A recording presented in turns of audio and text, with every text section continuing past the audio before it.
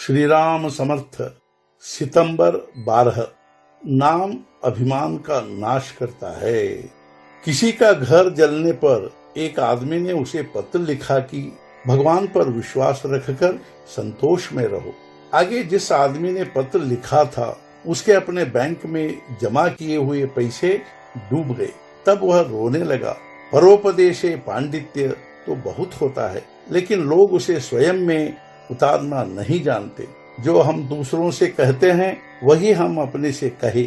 मैं करता हूँ की भावना जब तक नष्ट नहीं होती तब तक भगवान प्रसन्न नहीं होंगे। प्रत्येक कर्म करते समय हम उनका स्मरण करें। जब मुनाफा होता है तो अभिमान होता है, और जब घाटा आता है तब भगवान का स्मरण होता है। अतः दोनों समय कर्तापन का भाव न हो।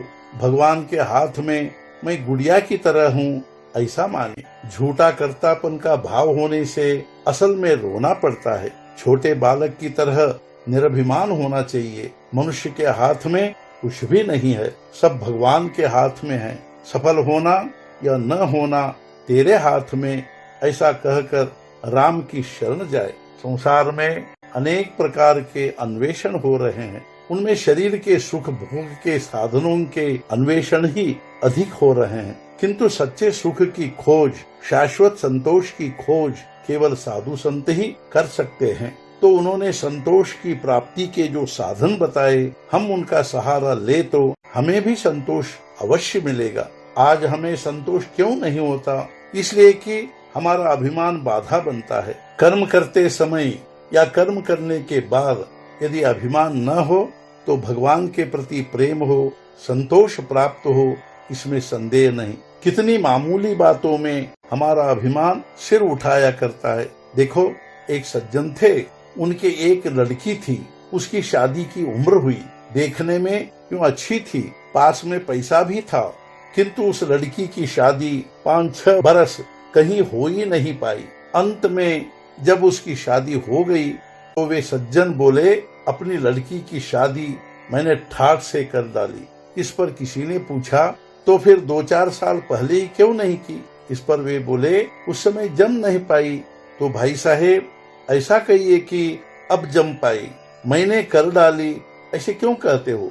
खैर, अभिमान मिटाने के लिए मन से भगवान की शरण जाए। यह उपाय साधु संतों ने स्वयं अनुभव करके बताया है। एक बार आदमी किसी के घर में गोद चला जाए तो फिर उसके बेटे को उस घर का नाम लगाने के लिए फिर से गोद नहीं जाना पड़ता। उसी प्रकार एक बार राम के चरणों में सिर रखकर, हे राम, अब मैं तुम्हारा हो गया और तुम मेरे हो गए, ऐसा अनन्य भाव से कहे तो फिर उसके बाद हमसे होने वाला प्रत्येक कर्म भगवान का ही हो जाता है। उसे उसको अर्पण करने की जरूरत नहीं रहती। अतः जो भी कर्म हो भगवान का माने।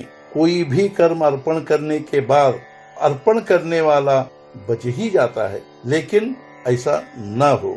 आज का मुख्य विचार, सत्कर्म से अभिमान नहीं मिटता, भगवान का स्मरण और सत्संगति से ही वह नष्ट होता है।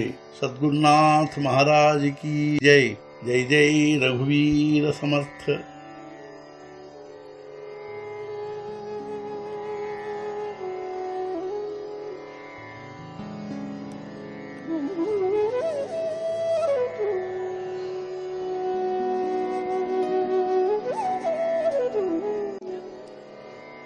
Mm-hmm.